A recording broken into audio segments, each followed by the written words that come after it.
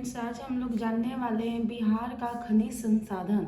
इसे जानने से पहले आप हमारे चैनल कॉम्पिटिटिव गुल्लक को लाइक करें, सब्सक्राइब करें ताकि कोई भी नोटिफिकेशन आप तक सबसे पहले पहुंचे। तो चलिए स्टार्ट करते हैं हम लोग बिहार के खनिज संसाधन के बारे में। तो यहाँ पे देख सकते हैं कि 15 नवंबर 2000 को बिहार से, ठीक है, बिहार से झारखंड अलग हो गया। बिहार से क्या हो गया? झारखंड अलग हो जाता है।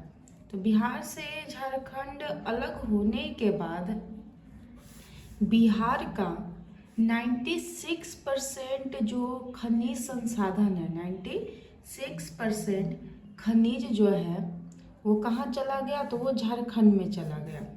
ठीक है, पहले बिहार और झारखंड एक ही था, लेकिन 15 नवंबर 2000 को बिहार से झारखंड अलग हो गया।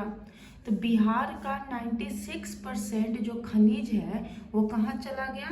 झारखंड में चला गया। और इस प्रकार आप देख सकते हैं कि खनिज संसाधन के दृष्टिकोण से, ठीक है, यानी कि खनिज की दृष्टिकोण से, यहाँ मैं लिख देती हूँ, खनिज की दृष्टिकोण से बिहार को काफ़ी नुकसान हुआ है। बिहार को क्या हुआ है? भारी नुकसान यहाँ पे देखने को मिलता है। किसे? तो बिहार को। ठीक है, इसके बाद आप देख सकते हैं कि जो बचे हुए खनिज है, यानी 96% खनिज तो झारखंड में चला गया, तो बिहार के पास कितना बचा? 4%। तो जो बचे हुए खनिज हैं, यानी 4%, तो बचे हुए खनिज ज़्यादातर अब दक्षिण बिहार के छोटा नागपुर के पठार में देखिएगा। कहाँ देखिएगा? तो छोटा नागपुर के पठार के क्षेत्र में मिलता है। ठीक है, पठार के क्षेत्र में यहाँ पे जो बचे हुए खनिज हैं वो छोटा नागपुर के पठार के क्षेत्र में यहाँ पे देखने को मिलता है। और साथ ही साथ जो वर्तमान बिहार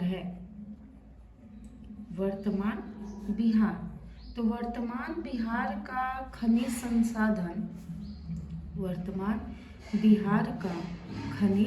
संसाधन ज़्यादातर कहाँ मिलता है? तो विंध्यन पर्वत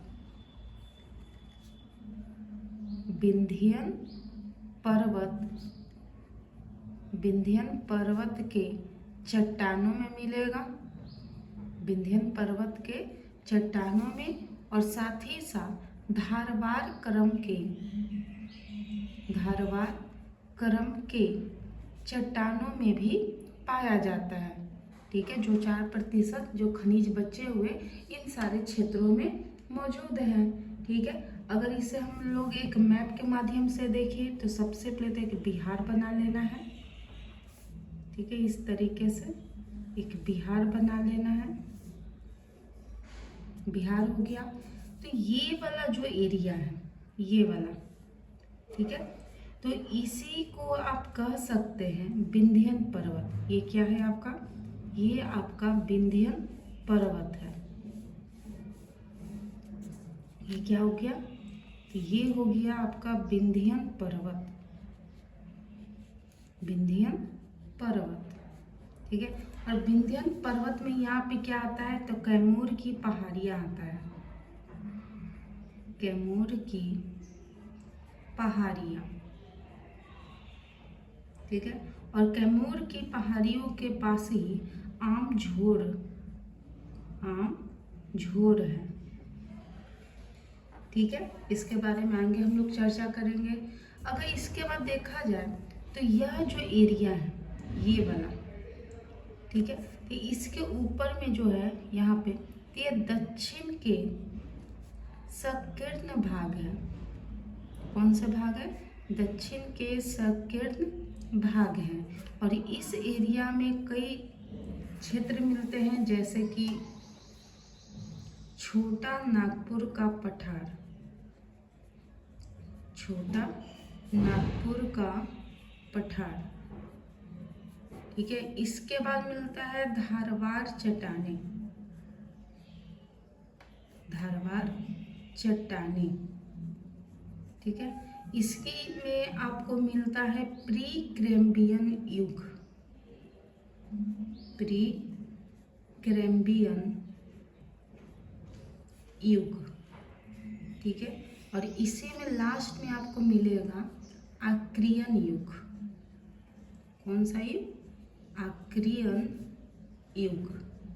ठीक है, तो यह इस मैप के माध्यम से ये सब बताया गया है। बात करें कि बिहार में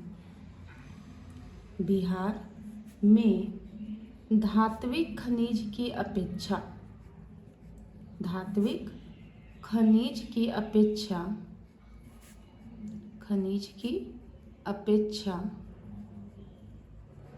अधात्विक खनिज अधिक है।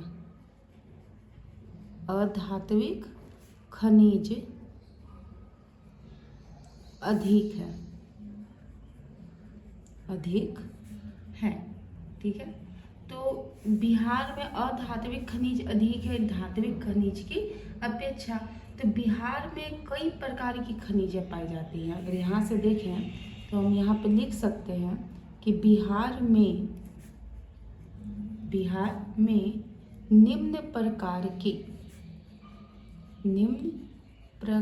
की खनिजें पाई जाती हैं।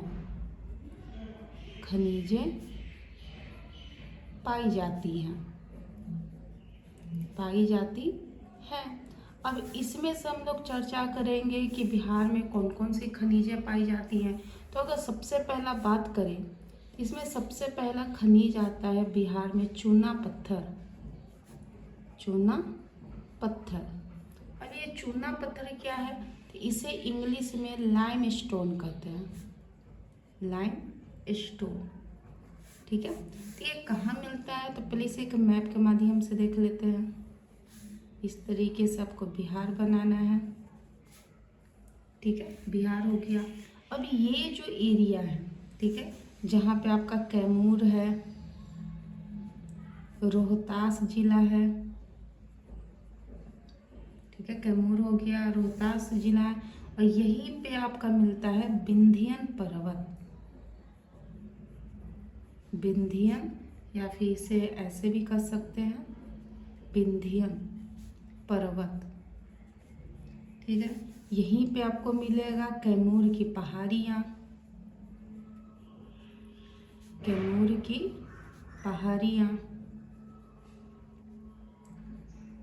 ठीक है, और इसी कैमूर रोहतास यहीं पे आपको मिलता है चूना पत्थर। ठीक है, तो यहाँ पे आप कह सकते हैं कि बिहार में चूना पत्थर। ठीक है, बिहार में, यहाँ मैं लिख भी देती हूँ, बिहार में चूना पत्थर की प्रचुर मात्रा कैमूर की पहाड़ियों से प्राप्त होती है। कैमूर की पहाड़ियों से प्राप्त होती है। साथ ही साथ कैमूर की पहाड़ियों का जो विस्तार है, ठीक है, कैमूर की पहाड़ियों का अगर विस्तार देखा जाए तो यह कैमूर तथा रोहतास जिला में है। और कैमूर की पहाड़ियाँ किस हिस्से में है? तो विंध्यन पर्वत श्रेणी के हिस्से में आता है। ठीक है, और रोहतास में एक जिला है,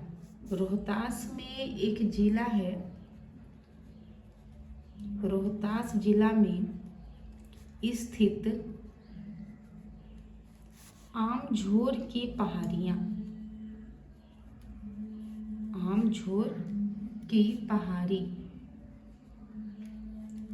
ठीक है, यहाँ पे चूना पत्थर का उत्खनन किया जाता है, यानी सर्वाधिक चूना पत्थर यहीं से उत्पादित किया जाता है, रोहतास जिला से। ठीक है, और चूना पत्थर का अगर बारे में और बात करें तो चूना पत्थर का सर्वाधिक उपयोग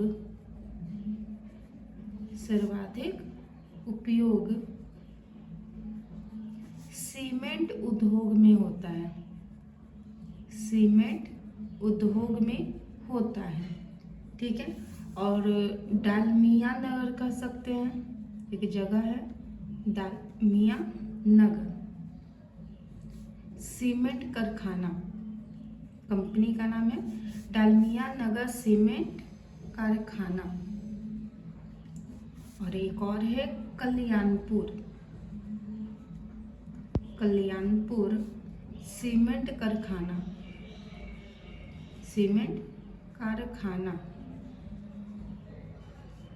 ठीक है।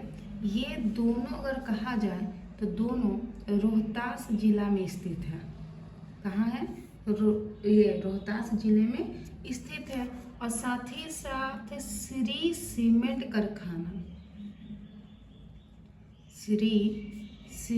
कारखाना ये औरंगाबाद जिले में स्थित है। कहाँ है? औरंगाबाद जिले में स्थित है। तो बिहार में एक खनिज है जिसका नाम है चूना पत्थर, और ये कहाँ मिलता है? तो कैमूर रोहतास जिले में पाया जाता है, जो विंध्य पर्वत श्रेणी का ही हिस्सा है। कैमूर के पहाड़ियों का विस्तार भी कैमूर और रोहतास ये सब में हुआ है। और यहाँ पे भारी मात्रा में चूना पत्थर पाई जाती है। अगले खनिज का नाम है पाइराइट। तो चलिए पाइराइट के बारे में भी हम लोग जानते हैं कि अगले खनिज का नाम है पाइराइट, जो कहा जाता है कि पूरे देश का लगभग 95% पाइराइट का भंडारण बिहार में है। कहाँ है? तो बिहार में है। और साथ ही साथ बिहार जो है सबसे ज़्यादा, यानी पूरे देश का सर्वप्रमुख पाइराइट उत्पादक राज्य भी है। यानी कहा जाता है कि पाइराइट जो है तो बिहार का पूरे देश का सर्वप्रमुख पाइराइट उत्पादक राज्य है। और बिहार का एकमात्र जिला है जिसका नाम रोहतास है, जहाँ से पाइराइट का खनन होता है। पाइराइट का क्या होता है?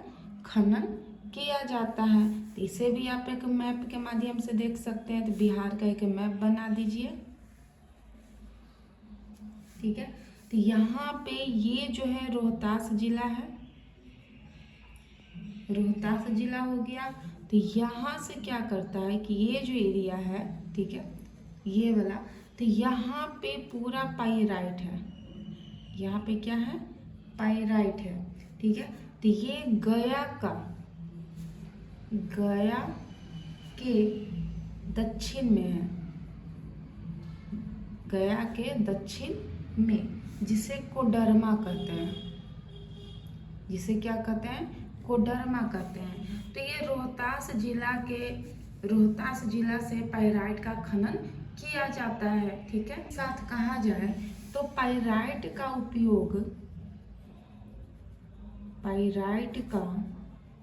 उपयोग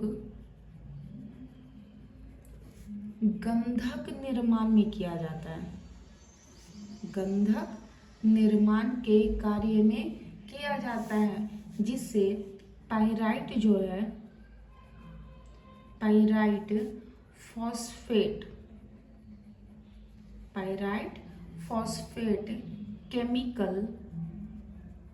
केमिकल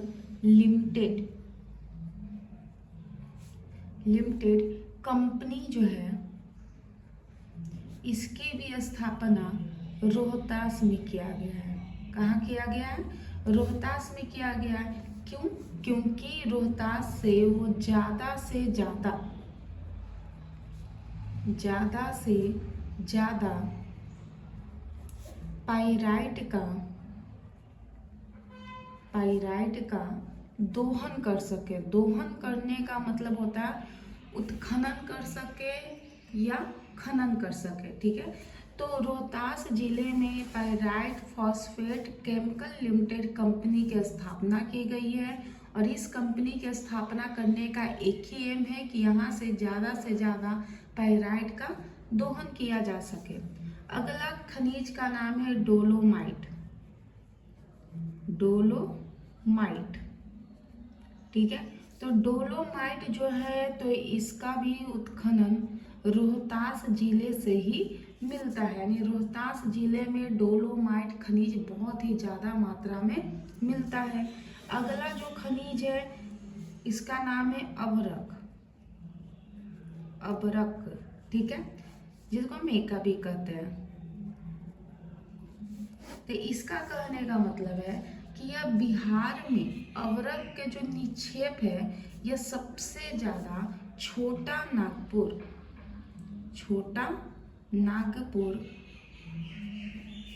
के पठारी भागों में है। छोटा नागपुर के पठारी भागों में मिलता है और साथ ही साथ और भी जिले हैं जैसे कि गया हो गया, नवादा हो गया, मुंगेर जिला, ठीक है, मुंगेर जिला हो गया, भागलपुर, इन क्षेत्रों से भी अभ्रक का उत्खनन या निक्षेप किया जाता है। साथ यह जो अभ्रक है यह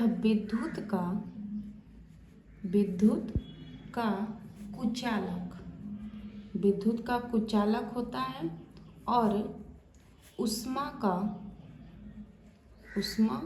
का सुचालक होता है। ठीक है, अब इसमें अगर कहा जाए तो अभ्रक का जो उपयोग है, अभ्रक का उपयोग ये इलेक्ट्रॉनिक डिवाइस बनाने में होता है। इलेक्ट्रॉनिक डिवाइस बनाने में इसका उपयोग किया जाता है अभ्रक का। ठीक है, इसके बाद अगला खनिज जो है जो बिहार में पाया जाता है उसका नाम है बॉक्साइट। ठीक है, तो अगर इसके बारे में कहा जाए तो यह एल्युमिनियम का अयस्क है। ये किसका अयस्क है? यह एल्युमिनियम का अयस्क है और यह मुंगेर तथा रोहतास जिला में है। कहाँ मिलता है? मुंगेर तथा रोहतास जिले से यह प्राप्त होता है। इसके बाद कई और खनिज है जैसे कि सोना, ठीक है, सोना हो गया, इसके साथ ही हो जाता है स्लेट, हो जाता है यूरेनियम है, लिथियम है, कई प्रकार के खनिज हैं जिसे अगले लेक्चर में हम लोग जानने का प्रयास करेंगे। तो प्लीज़ ज़्यादा लाइक करें, सब्सक्राइब करें।